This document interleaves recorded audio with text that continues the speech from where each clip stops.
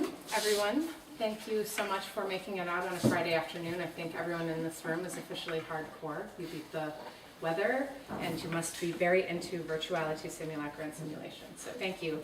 And I'm really excited about this panel, and I am looking forward to all four panelists, which I'll introduce briefly and then turn the floor over to them.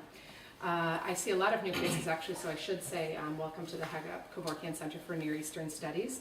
My name is Greta Scheinweber. I'm the Associate Director here, and if you're interested in attending our events, we have calendars, and there are still several events still happening this semester. I'm sitting on this desk, and you can ask me questions if you have any.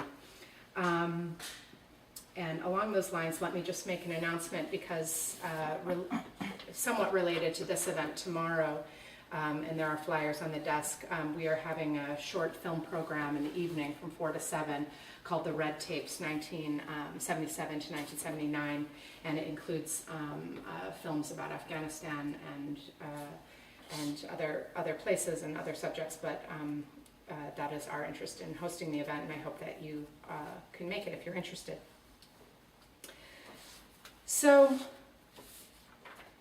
today we have a couple of hours, and we'll have four panelists followed by a reception. And speaking first will be Peter Asaro, and he is assistant professor and director of graduate programs at the New School, and he's currently writing a book interrogating the intersections between military technology, interface design practices, and video game culture. His current project focuses on the social, cultural, political, legal, and ethical dimensions of military robotics and UAV drones. He is also involved in digital media design projects with the Virtual Environments Group at the National Center for Supercomputer Applications, the Advanced and Interactive Displays Lab at the Beckman Institute for Advanced Science and Technology, and the Natural Language Interface Design Team for the Wolfram Alpha Computational Knowledge Engine. I'm saying these words and I don't fully understand. Those are all background. Those are things I did. But yeah, okay. Not currently. Okay. And are you currently working on an oral history of robotics project? Okay. And he has received a digital humanities startup grant from the National Endowment for Humanities. Speaking second is Wajma Usman, who I owe a debt of gratitude for organizing this event, and she's currently a visiting scholar at our center and an alumnus of the Kevorkian. Received her MA several years ago before continuing to her PhD at NYU in the Media, Culture, and Communication program. She just finished in 2012, and her dissertation was called Thinking Outside the Box, Television and the Afghan Culture Wars. And it explored the culture wars around gender and sexuality that television incites in Afghanistan. During her years as a student, she also made the documentary film Postcards from Tora Bora and received the NYU University of Cambridge Mainzer Fellowship in Gender Studies. So her work is also highly relevant to this conversation, and thank you for all the hard work you've done on this panel. Speaking third, and I did forget your last name again. Could you say your last name for me? Smith. Smith. Okay, Chris Smith. I asked him 3 or 4 times to pronounce it for me, and I still am having my brain has left the building. He is currently launching the New Media Design Matters program at Art Center College of Design, and he also co-founded and directed the MIT Center for Future Civic Media, which was dedicated to developing technologies that strengthen communities. He is a leading scholar, artist, and designer in the area of information, politics, and communities, and he founded the MIT Media Lab's Computing Culture Group. He was a 2005 Rockefeller New Media Fellow, and a 2007 Radcliffe Fellow at Harvard. Last but not least, Christina Dunbar-Hester is an assistant professor of journalism and media studies at Rutgers University. She is finishing up a book manuscript based on her doctoral research, an examination of early 21st century activism around low-power FM radio in the U.S. And she told me that this book is coming out next year from MIT. She is an ethnographer who studies the intersection of technical practice and political engagement. She joined journalism and media studies at SCNI in 2010 and women's and gender studies as an affiliated faculty member in 2011. Prior to Rutgers, she was a fellow at the Annenberg School for Communication at Penn and the Virtual Knowledge Studio for Humanities and Social Sciences in Amsterdam. She's an affiliated scholar at the McGann and Communication Research Center at Fordham and an associate editor of the International Collaborative Dictionary of Communication, a project of the SSRC. And one thing I forgot to mention in Washma's bio is that in the fall you'll be starting a new position at Temple University, so congratulations. And with that, I'll turn things over to Peter. All right, well, thank you for that introduction. So today I'm going to talk about several parts of a large project I've been working on for a number of years and try to bring it to bear on this question of simulation and reality. And I think it's very interesting because I'm sort of coming at this from science and technology studies and media studies background and thinking about the history of drones as a technology and as a complex socio-technical system. So I'm really looking at it from a number of different angles and sort of different chapters of the book project. And thinking of specifically in terms of simulation and reality, there's this kind of inversion. It goes sort of two ways. So in one sense, the experience of soldiers who are fighting war is becoming more and more video game-like and simulation-like. On the other hand, the experience of the reality of war and the images of war are also being turned more and more into this kind of simulation as they get distributed through media, specifically news media and social media. So I'm going to kind of look at it from these two different sides and offer kind of one section of work I've been doing on the interface design for UAVs and the ways in which they're appropriating various elements of video game design, and then look at it from the other side of how imagery from UAVs and drones is being distributed through media and social media, and specifically television and media, and a kind of a comparative study. So unmanned aerial vehicles, or drones as they're commonly known, there are many different varieties being used by a number of militaries around the world. There's, I believe, about 60 militaries now who have some form of aerial vehicle that's used for reconnaissance that has no pilot inside. And these can be anything from these small handheld remote control planes with cameras on them to these large jet-powered global hawk surveillance that can stay in the air for 36 to 48 hours, flies at 40,000 feet. But the ones I'm most interested in are the two on the top here. That's the Reaper on the left and the Predator on the right. And these are the armed drones. And they carry weapons. They're controlled remotely, so they have certain sorts of automation and autopilot type things. But whenever a weapon is fired, it's fired at the direction and control of a human operator. And what's interesting to me, the media tends to focus very intense on these, and these are images you see in the media a lot. Whenever there's a drone strike, what you see is a picture of the drone. But there's actually a lot of people behind that drone, and they're operating it, controlling it, maintaining it. To keep one of these things in the air, there's 140 people working for every mission that this thing flies. And in the cockpit in particular, there's 3 individuals who are controlling it. So there's a pilot, there's a sensor operator, and there's a mission intelligence coordinator. And then beyond that, there's a large number of people who are studying the imagery that it's producing, analyzing it, offering feedback on it. And actually the job of the mission intelligence coordinator is to coordinate all of the messages that are coming, both on voice, kind of phone calls, Skype chat type things, to actual chat boxes, to emails. There's actually a broad range of different technologies being employed in these cockpits. So I started studying these cockpits a few years ago, and this is what they look like. There's actually, the US military uses about 200 different kinds of drones, or UAVs, of different models, and each one had its own proprietary interface until very recently. And these are just a sample of some of them. The one with the whole row of chairs and the Cray supercomputer in the back, that's the Global Hawk. The one that we're most interested in here, this one on the bottom right, is the original Predator drone control unit. So you would have, on the left would be the pilot, and on the right would be the sensor operator.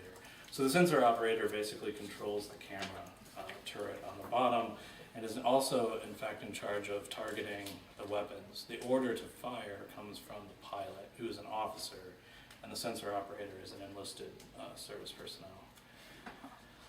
So one of the things I've been looking at is a series of reports that have been issued by the Pentagon and NATO that are by medical flight surgeons of the U.S. Air Force looking at what they call burnout. But I sort of do a detailed analysis. There's been these conflicting reports about post-traumatic stress amongst drone operators. So the kind of popular narrative is that all of this is becoming very video game-like, and so they're becoming emotionally distanced from the killing that's taking place and the violence that takes place through these systems. The counter-narrative that emerged through Peter Singer's book, Wired for War, and as a kind of was bandied about as hearsay, I think more or less, through the military, was that this is actually the inverse of this is true. That the experience of these drone operators, because they sit behind these screens for hours and hours and hours, they're watching people's daily lives, and then at some point deciding to fire a missile at them. That it's actually very stressful. Moreover, they stick around for what's called battle damage assessment to see that how many people were killed or that a structure was destroyed. So they see a lot of the carnage of war in a way that pilots historically didn't, because they would fly over at a few hundred miles an hour and drop a bomb. They might look back or fly back over to verify that the house was, or building was hit, but they don't really see in any detail what's going on. So the argument was that actually they were having these higher levels of post-traumatic stress because of that. So the military did some studies on it. Those studies report that the post-traumatic stress incident level was much lower, so it's 4 to 6% amongst drone operators, where exit polls from soldiers returning from Afghanistan and Iraq, combat zones, typically experience about 24 to 27% of post-traumatic stress disorder. So right off the bat, that's kind of a lower number if you consider them as operating in theater of conflict. But I've challenged the methodology of these studies because they're talking to active duty pilots and operators who, if they have symptoms of post-traumatic stress, will at least be temporarily removed from duty so that they don't get to fly anymore. And if they're confirmed to have post-traumatic stress, they can be permanently removed from duty and even discharged from the military. As well as being stigmatized in society, it can be very difficult to get employment outside of the military after that with a post-traumatic stress disorder, although it also allows medical intervention. So if they have symptoms or suffering from PTSD, you can then give them medical assistance. So the military sort of winds up in this catch-22 where they want to manage the stress, most of which is probably post-traumatic stress of these operators, but they don't want to call it post-traumatic stress. So they create this new category called burnout. And burnout is just overwork, right? And so you can just give people some time off and you can encourage them to go talk to a chaplain instead of a psychiatrist. And then so you demedicalize the treatment of the stress, but you can also keep them working longer. Because they're having also a problem training enough operators. There's not enough operators out there. So here's again another shot of the cockpit. So what I started doing is looking into like why these systems, how these systems function, and how they're developing various knowledges about operators and about how these things work, or more importantly, don't work, when they fail. So there's a series of reports about what they call mishaps. There's a lovely euphemism of the military, which is any mistake or failure or incident which results in $20,000 worth of property damage or human injury. And there was an exceedingly high number of these in the early 2000s, as these systems weren't used really before 2002 in any great, to any great extent. Now they're being used. There's 7,000 UAVs in operation. There's about 200 to 300 Predators in operation. So what happens is they do a bunch of interface design studies and analyzing why these things are crashing. And of course it comes to human error, it's training problems, it's problems with interface design, it's problems with confusing and conflicting information that they get from various kinds of things. So I'm going to skip that one. So what they end up finding is the way to go really is to redesign the interface. And so they come up with a new kind of interface design, but how they do that is to actually appropriate a lot of different elements from video games. So one aspect of that was the future combat systems that I'm showing here. was supposed to be a big development program for drones. It's actually just a video game in and of itself. All those proprietary interfaces here, if you switch to a different one, each one of these is different. And they all work different ways. So if you learn to fly one UAV and then you go and try to fly a different one, you have to use this different interface. And all the buttons do something different, and they're in different positions. And they even found in the computer graphic interface, the software, they were combining elements of Mac GUIs with PC GUIs, with different versions of Linux GUIs, like how the little buttons work and where they work within Windows on the same screen, but a single operator is looking at, has 3 different design interface standards operating within it. So you can expect them to crash every now and then. So they went to a unified one, and what they started to look at was also how to keep it low cost and appropriate a lot of consumer technology. So they found very quickly, these are the HOTAS Thrustmaster. This is you can get these on Amazon for about $200, and they are for flight simulators. They were originally developed as an interface for the F-16 fighter, which has such a high G-force rating that if you take your hands off the throttle and stick, you might not get them back on again. So you have to do every functional control of the plane from those sticks. So you see all the little dials and buttons at the top there that allow you to control all the different functions of the aircraft. And what they also found was that people coming in have a lot of experience with video games. So if you put a PlayStation controller or an Xbox controller in their hands, you reduce the training time for flying a UAV by about 70%, which is a pretty good improvement, because they immediately and intuitively know how to control things with these interfaces instead of learning a whole different set, and they may have hundreds or thousands of hours of experience doing that already. So what they wind up with, this is Raytheon's universal UAV cockpit. So there's a lot of research behind like the placement of the screens, the large size of the screens, the dedicated nature of the screens. Instead of flipping between functionalities on the single screen, throw up more LCD panels. You see those two, the HOTAS throttle and stick that I just explained. So you have a front view, side views, and these different kinds of controls. And this lowers the incident rates. So in the process of doing all this research, I was really interested in how this evolved through the 90s and 2000s. I came across this crazy PowerPoint slide. And there's a lot of crazy PowerPoint slides in the military, and they have their own visual culture. Then I like at the bottom, so you can see time goes from left to right, things like that. So the basic idea and the way they were really visualizing all this in the 90s was really very much about virtual reality and simulation. My argument is that they've actually moved away from that because it didn't work for various reasons, including the crashes and things. But this was what they sort of envisioned, which was you would get this air tasking order. So our mission is to destroy this factory where these trains are down here, the pre-planned target. So what we're going to do is we're going to model that in a virtual simulation, and then we're going to take it to a virtual prototyping facility and make a video game where you can fly the mission over and over and over again, practice, getting around all the anti-aircraft missiles and dropping your bomb on the factory and getting out, so that when you do the real one, you've already done it many times and made all your mistakes in simulation. And then you'll fly the mission. And then over here, you've got the UAV who's circling around, and because it's the 90s, they weren't armed yet.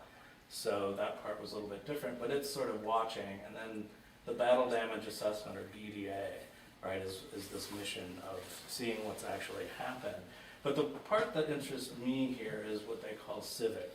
And civic is where you actually take this imagery and then use it to control media coverage of an event. And I was like, that's very interesting. So, where are they doing this? Where are all these battle damage videos, these UAV videos, about these incidents, and how are they being used for propaganda? So it turns out the US doesn't use this very much, but Israel does.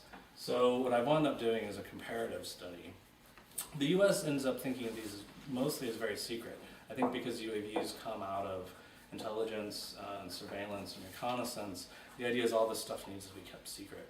And so there's only a very few leaked videos and very few official videos that have come out.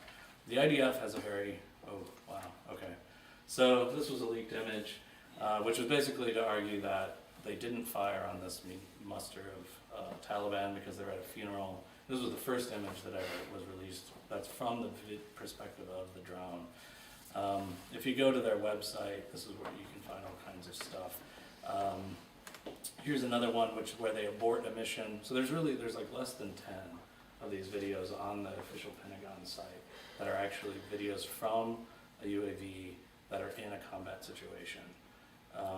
And here's one of them, and it's, you know, they find a guy walking his goat, and they think he's somebody else, and they decide not to shoot him. So, and that's one of the only ones that has sound. This was the most interesting one, so I just kind of want to play that one. Though maybe I won't because we're not going to have time.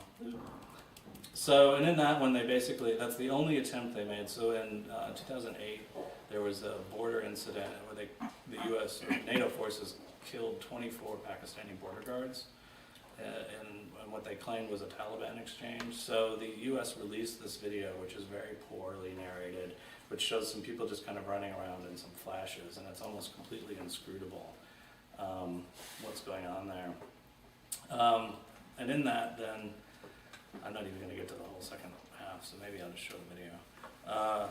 But what they basically wind up saying about it is not believable. So that was really their only attempt to kind of control what's happening, or what the media impressions really are. All right, where's this video?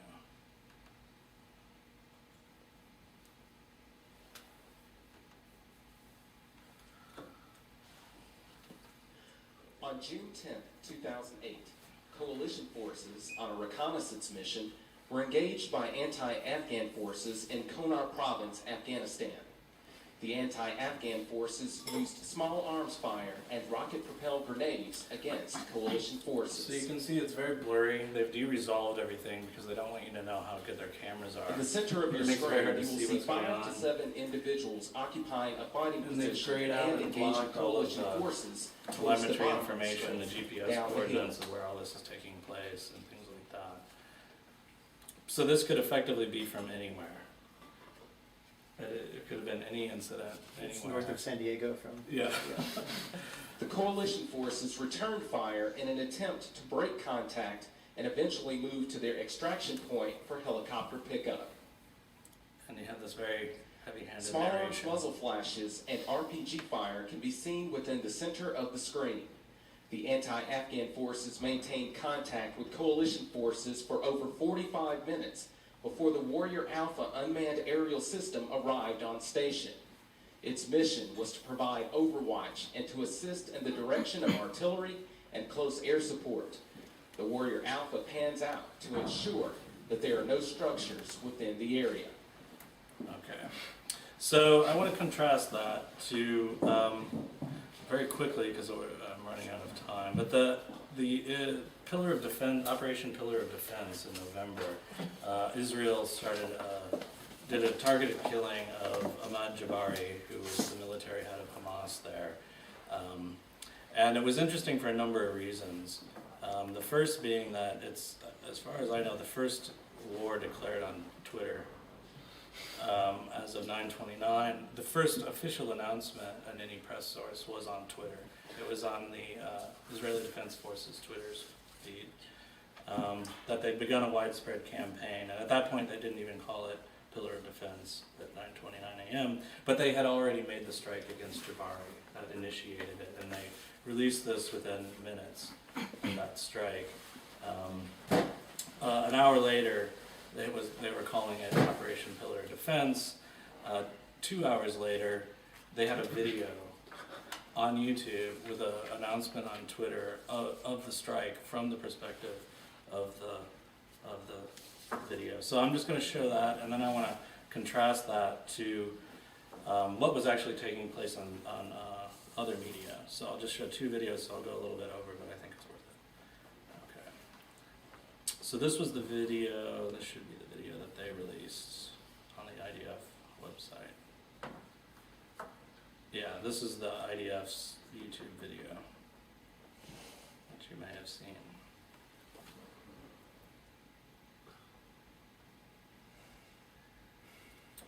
So it's silent. You can see there's not what they would call collateral damage. They were very careful. It was praised on the side by various media sources as being a very precise strike. It killed him and his bodyguard and destroying the car. But an hour before that video was up on YouTube, in fact, the Telegraph had a video up, and I just want to show that because I think it was going to bring us to what's really happening on the ground. That silence, I mean, it's a violent video, and it's pretty shocking, even in that silent mode and that very disembodied perspective. But this is what was happening within minutes.